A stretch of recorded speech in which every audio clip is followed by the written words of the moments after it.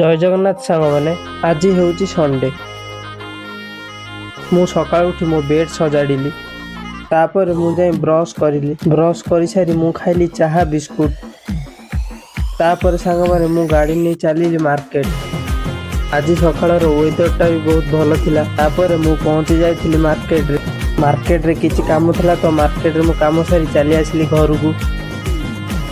ଆସୁ ଆସୁ ଦେଖ ତ ପିନି କହିଲେ ପିଲାଟି ସାଙ୍ଗରେ କେମିତି ଲାଗୁଛି।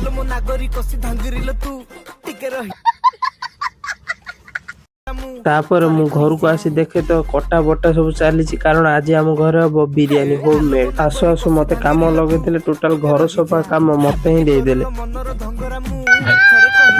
ସାଙ୍ଗମାନେ ଘର ସଫା କରି ଗାଧେଇ ପାଧେଇ ମୁଁ ହେଇଗଲି ପୁରା ଫ୍ରେଶ। ତାପରେ ମତେ ଭୋକ ପ୍ରବଳ ଜୋର ଲାଗୁଥିଲା, ମୁଁ ଆସି ଖାଇଲି ବିରିୟାନୀ।